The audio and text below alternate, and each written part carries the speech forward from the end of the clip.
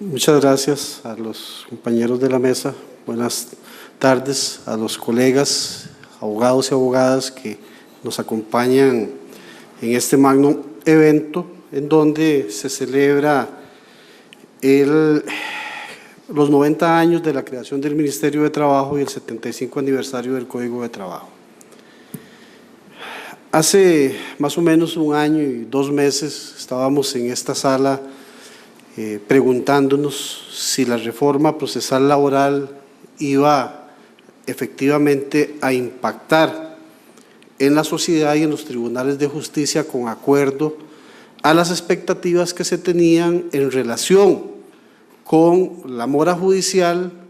y con los tiempos que se estaban previendo para reducir en los procesos precisamente la solución de las personas que llegaban a los tribunales de justicia a pedir justicia laboral. En aquella oportunidad yo les decía que para nuestros efectos considerábamos que iba a ser pues bastante difícil que la reforma tuviera un impacto si los tribunales de justicia no tenían los medios idóneos para hacer una aplicación adecuada de la reforma procesal laboral. Y si a mí hoy día como litigante me dicen que si ha habido impacto en la mora judicial, les tengo que decir rotundamente que no. O sea, el que vive en el litigio, el que trabaja normalmente en los tribunales de justicia defendiendo o actuando en procesos laborales, se ha dado cuenta de que de manera cierta esto no nos está funcionando como se quería. Y no es un problema de los juzgadores, no es un problema de los despachos judiciales de los diferentes lugares del país, sino es que no se cuenta con los medios idóneos para poder atender la cantidad de procesos que normalmente se dan. Cuando yo escucho las estadísticas que da el Poder Judicial, cuando escucho las informaciones que se dan a nivel de la prensa, en los manejos que han habido, a veces yo no sé si será que soy yo el que estoy fuera de esas estadísticas o soy yo la persona que desconozco las estadísticas reales. Inclusive hoy día el licenciado Seglao nos hace una estadística de los términos que habían de resolución durante el año 2014 y 2016, en los cuales todavía digo que no es cierto. O sea, hay números que el litigio a nosotros en la calle nos dice que no es la misma forma en que el Poder Judicial lo ve y la misma forma en que el Poder Judicial nos da esos datos a la ciudadanía. Perdónenme si es de esta manera, pero el año pasado estaban aquí doña Julia Varela y estaban don Orlando Aguirre y yo se los expresé. Don Orlando se acercó y me indicó, bajo el contexto de casos reales que les estábamos indicando, la situación de la resolución en la sala de casación y le dije, mire, si ustedes tienen con acuerdo a lo que están estableciendo que el promedio de resolución de los procesos en materia de casación es de 4 meses, pues yo tengo procesos que tienen más de 1 año, más de 8 meses de estar en el sitio. En la actualidad, en el despacho tenemos activos más de 1.500 procesos en los tribunales de justicia y entonces yo les puedo decir si es cierto o no es cierto que estos procesos se están manejando con acuerdo a lo que se decía. Haciendo un análisis y un estudio de lo que han venido dando las noticias, desde el momento en que se implementó la reforma procesal laboral el 25 de julio del 2017, la prensa le ha dado seguimiento y el colegio le ha dado seguimiento a lo que ha venido pasando. Tuvimos informaciones a 6 meses de la reforma, tuvimos informaciones a 8 meses de la reforma, tuvimos informaciones a 1 año de la reforma. A 1 año de la reforma, la Corte, la Sala Segunda, hace pues un estudio y publica en su página de internet que durante el año de la reforma se atendieron 7.072 asuntos que se conocieron con la reforma, dice que se resolvieron en un tiempo récord de 4 meses. Bueno, yo no tuve la suerte de que mis casos estuvieran dentro de esos 7.072 procesos, porque fueron muy pocos los asuntos que se resolvieron de manera efectiva en 4 meses.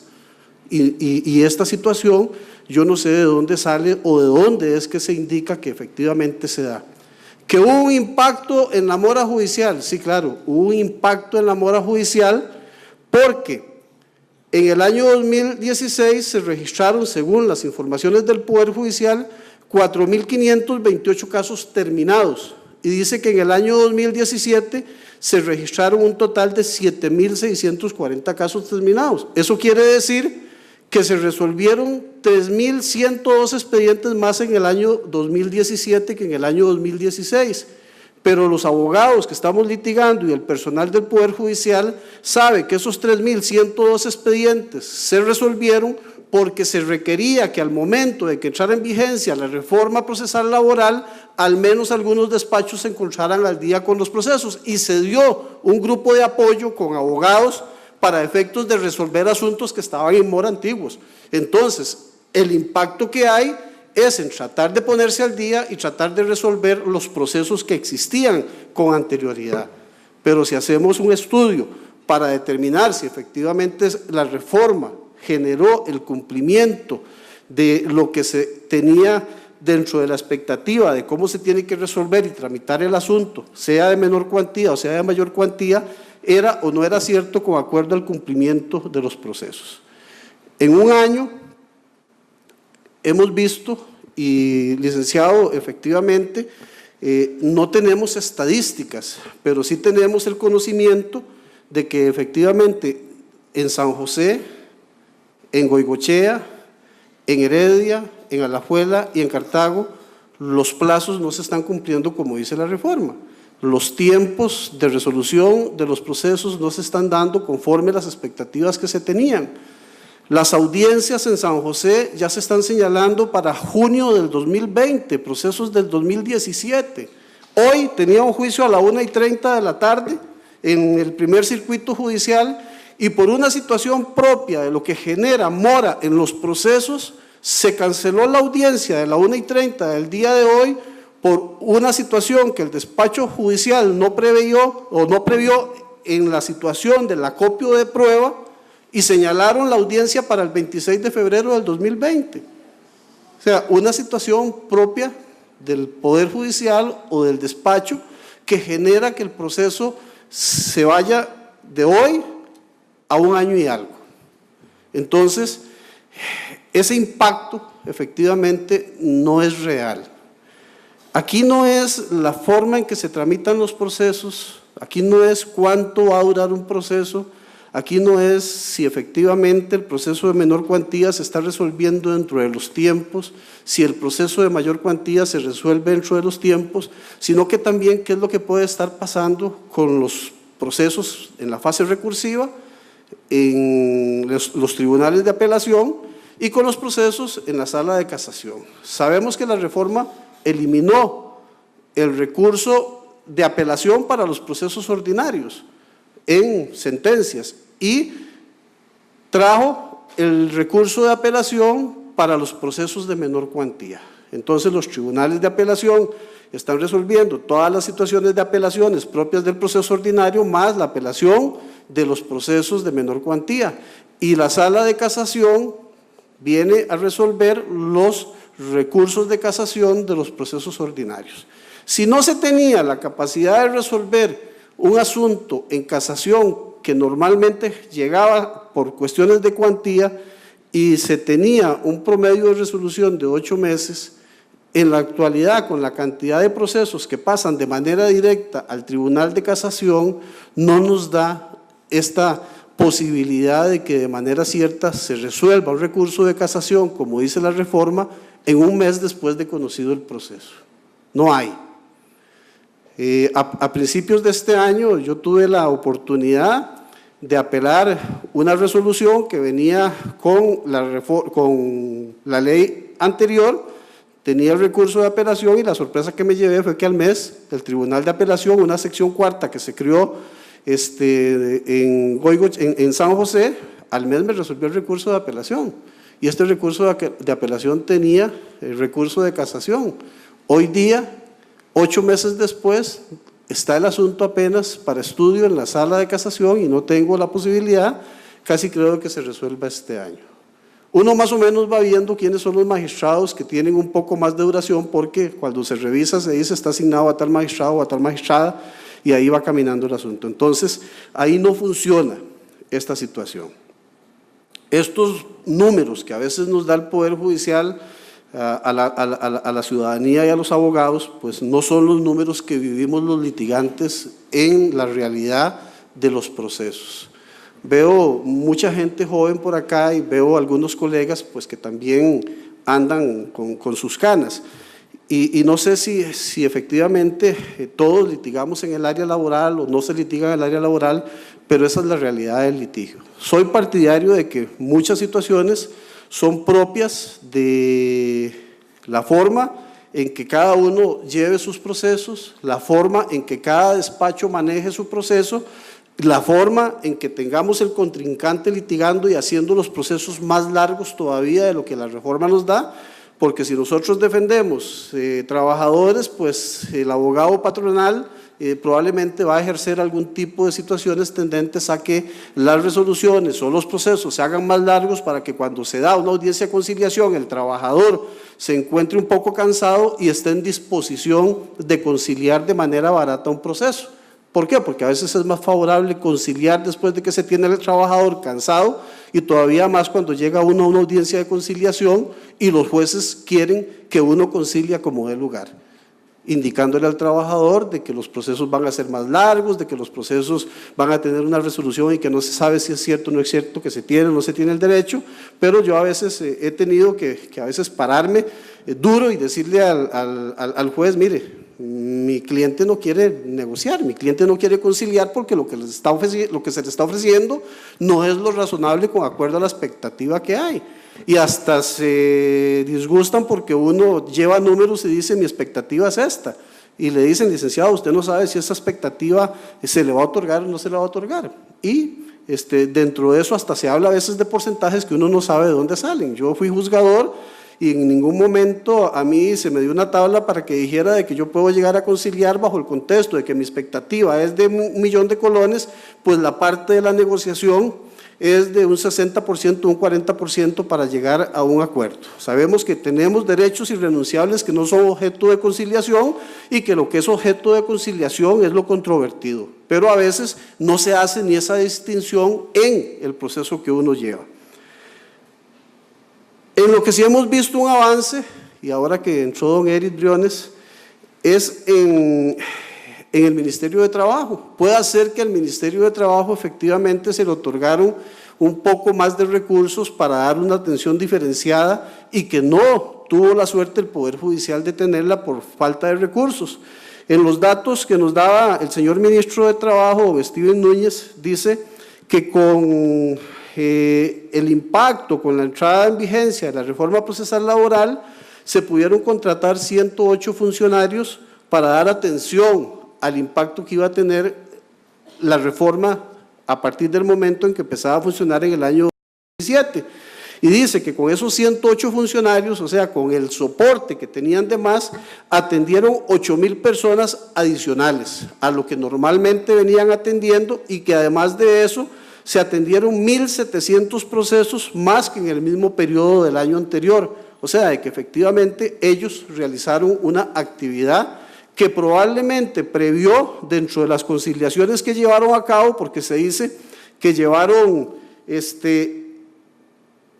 una serie de conciliaciones, dice desde la entrada en vigencia de la reforma se han llevado a cabo 13,000 conciliaciones y se ha conciliado por un monto de 4,204 millones de colones. O sea que si con este impacto el Ministerio de Trabajo logró conciliar 13,000 procesos que no llegaron a la vía judicial, imagínense cómo estaríamos entonces en los tribunales de justicia si no hubiéramos tenido ese filtro que el Ministerio de Trabajo ha venido haciendo. Y entonces, en esa parte, en la función que el Ministerio de Trabajo está haciendo, pues sí hemos tenido un impacto porque se ha logrado que lleguen menos procesos y se ha tenido un poco más de trabajo con la parte de la inspección. Don Eric Briones decía en un reportaje que a él le hicieron cuando hablábamos a un año de la reforma o cuando estábamos empezando con el impacto que iba a tener la reforma, que íbamos a tener juicios más rápidos, sí, porque pasábamos de un modelo que se decía que era un modelo escrito a un modelo oral y que iban a hacerse audiencias en donde se preveía que teníamos la posibilidad de que estos procesos pues fueran más cortos. La reforma tenía algunas cuestiones y don Eri nos decía y se cuestionaba si efectivamente al Poder Judicial se le iban a dar los medios idóneos para que esta aplicación no conllevara a lo mismo que ha pasado con los procesos que hemos pasado del escrito al oral, el caso de los monitorios, el caso del proceso a nivel del contencioso administrativo. Ahora venimos con la reforma del procesal civil, con los impactos de la oralidad en los procesos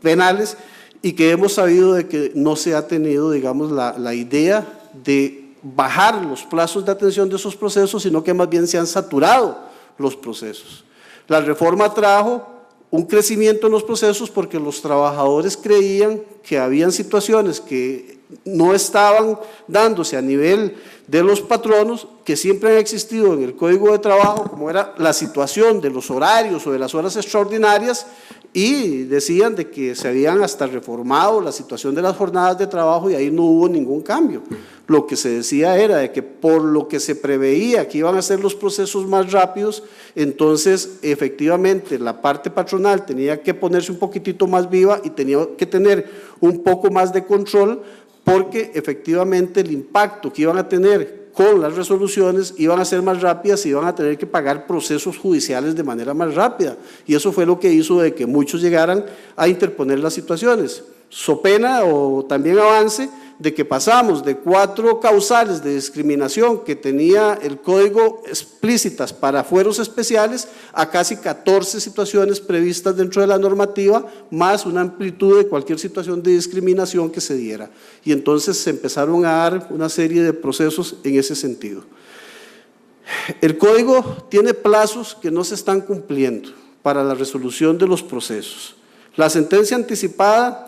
en el artículo 511 dice que una vez recibida toda la prueba y determinado que no hay controversia, que no se ha contestado, tenía que dictarse una sentencia 15 días posteriores a la contestación de la demanda.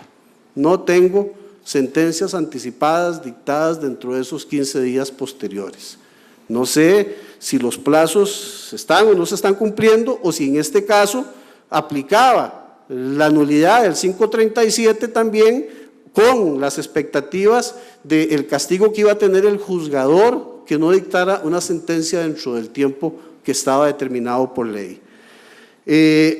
Decía que la audiencia para juicio tenía que señalarse, de acuerdo con lo que establece el artículo 513, dentro de,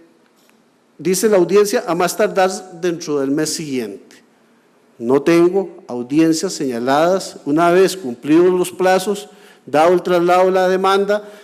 contestada la demanda, puesta en conocimiento del despacho ya el asunto para señalar audiencia, y les digo que se están señalando audiencias para junio del 2020. Y ya la agenda del 2019 está llena.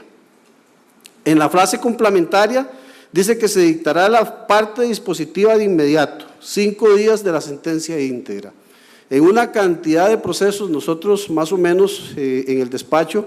los abogados van a un promedio de 4 o 5 juicios por semana o 10 juicios por mes, dependiendo de lo que se tenga, pero en lo que recuerdo, durante el año después de la reforma, solo 2 jueces nos han dictado una sentencia de manera oral en un proceso ordinario con una sentencia inmediata o con el por tanto de la sentencia. Ahora todos los procesos son complejos o todos los procesos tienen mucha prueba que evacuar, y en realidad cuando se habla de un proceso complejo, es aquel proceso en donde se tienen que resolver diferentes aspectos, diferentes pretensiones, una cantidad de prueba excesiva que a veces, si es documental, pues estamos claros. En la testimonial nos están limitando siempre a los 2 testigos, a no ser de que nosotros de manera cierta pongamos testigos diferentes para hechos y aspectos específicos, pero la mayoría de los procesos se convierten en procesos complejos y entonces no se dicta la sentencia dentro de los 5 días o no se dicta la parte dispositiva en el momento que tiene que dictarse esa parte dispositiva. Dice que en los procesos de menor cuantía la sentencia tiene que ser oral en el momento. Bueno, en menor cuantía pues ahí tenemos un tratamiento diferente y de manera cierta cuando se está llevando a cabo el proceso, con la limitación que efectivamente nos dice el licenciado de que estos procesos de menor cuantía no se crearon o no tenemos jueces que estén única y específicamente viendo menor cuantía, sino que va por turnos, si era de menor, de mayor, y esto dependía nada más su ubicación en cuanto al tipo de tratamiento que le vamos a dar a el proceso que se nos está presentando. Esto dentro de lo que es la situación ordinaria, pero a esto tenemos que ponerle una serie de situaciones que hacen más largos los procesos. Nos hemos estado llevando la sorpresa de que cuando llegamos a la audiencia preliminar o a la audiencia o a la fase, bueno, vamos a tratar de ver si conciliamos o no conciliamos. Si no conciliamos, vamos a resolver las audiencias y nos damos cuenta de que es en la audiencia en la que estamos cuando el juez dice: tenemos prueba que no se ha evacuado de carácter documental que pidieron las partes, y bajo el contexto de que no tenemos esta prueba, entonces no se puede llevar a cabo la audiencia. ¿Por qué? Porque para poder llevar a cabo la audiencia, toda la prueba tiene que estar dentro del expediente. Y entonces nos pasa lo que pasó hoy día con esta situación. Si no tenemos la prueba, si se pidió una prueba que traer de la Caja Costarricense del Seguro Social, de un banco, de una institución, y esa prueba la pidió la parte patronal, entonces era obligación de la parte patronal verificar que la prueba llegara, pero también era obligación del juez verificar que esa prueba se gestionó y se trajo al proceso. Y entonces llegamos a la audiencia preliminar y el juez le dice a la parte patronal: mire, yo sé que usted pidió esta situación, se gestionó o no se gestionó, pero si no se gestionó y a usted le interesa la prueba, entonces no podemos llevar a cabo la audiencia preliminar. Y ahí el asunto, vamos a tener que suspender la audiencia, y llegamos, suspendemos la audiencia y entonces le vamos a señalar para dentro de un año. Eso es lo que está causando la mora. Ahora, es un cuidado también de los que estamos litigando en esto de saber cómo llevamos el proceso. ¿Por qué? Porque si en el traslado de la demanda yo tengo una pretensión o yo tengo una petición de prueba, cuando se hace traslado de la demanda se tiene que verificar de que efectivamente el juez que está dando ese traslado está ordenando esas probanzas. Y a veces nosotros mismos también nos quedamos sin revisar ello y nos damos cuenta de que no gestionamos eso. O sea, el litigante tiene que ser activo en verificar que se esté cumpliendo eso. Y cuando es la parte patronal la que pide esa prueba, tenemos que estar atentos de que la parte patronal, que no le interesa en nada el proceso, efectivamente gestione esa prueba. Y estar instándole al juzgado de que traiga esas pruebas al proceso. Esa es una situación que causa más mora que cualquier otra situación. Otra de las situaciones que tenemos es que se está estilando llamar a conciliación a las partes sin llamar a la audiencia preliminar. Y entonces se trae a agenda un proceso a conciliación sin prever el señalamiento de esa audiencia para efectos de la audiencia preliminar, y perdemos entonces el tiempo. ¿Por qué? Porque en muchos casos no se concilia. Yo soy partidario de que si se va a señalar a conciliación, se señala a conciliación. Si no se concilió, pues seguimos con el proceso, pero ya tenemos el señalamiento del juicio. Esto dentro de lo que más o menos creemos que efectivamente está generando esa mora de la forma en que se está tramitando el proceso. Y si nos vamos a la fase recursiva, sorpresa para mí que se diga que en el 2014, 2015 y 2016 el recurso de apelación tenía un promedio de 5, 7 y 9 meses. Hoy día yo tengo procesos del 2015 que están en apelación y que no se han resuelto. Y el medio o el promedio del tribunal de apelación de los diferentes lugares, y todavía los de provincia son más difíciles porque en aquella época estaban con toda la parte recursiva, andan en 2 años, andan en 1 año y medio, andan en año 8 meses. Y apelación desafortunadamente está saturado. Ahora, no es una cuestión que uno diga es decidida de los jueces, bueno, es que no tienen la posibilidad efectiva de hacerlo. Y hay una situación que no se ve, hay un filtro que hace falta. Se tiene 1 año y medio, un proceso en apelación, cuando le tocó al juez, el juez lo devuelve porque no se resolvió una pretensión. Entonces, para efectos de no causar una nulidad, se devuelve el proceso, se anula la sentencia y se ve cuando eso puede pasar en un filtro de 1 mes o de 15 días de un coordinador de un despacho que diga: esta sentencia tenía estas pretensiones, esta pretensión no se resolvió, y entonces automáticamente se dicta una sentencia de nulidad de la sentencia para que se devuelva y se dicte la sentencia que corresponde. Pero 1 año y medio después de que está ese caso esperando que sea resuelto, se ve esta situación de nulidad porque una pretensión no se resolvió y el juez estaba obligado a resolver todas las pretensiones. Y en materia de casación, bueno, en materia de apelación, el 592 dice de que una vez que entre el proceso o el expediente al despacho judicial, se tiene que resolver 15 días posteriores al recibo de los autos. No sé de dónde sacaron esos tiempos y no se están cumpliendo los tiempos. Y en materia de casación, el 593 dice que se tiene que resolver dentro del mes siguiente y no tenemos esos plazos de resolución. Entonces, efectivamente, sí, ha habido un impacto en la mora judicial, claro. El impacto es negativo para los usuarios porque de manera cierta no se brindaron los medios idóneos a los juzgados de trabajo para que se resolviera conforme la reforma lo decía. Y no se previó que lo que se tenía de procesos antiguos no se habían resuelto y estamos todavía corriendo con esa mora antigua que se tenía. Entonces, lo que se pide es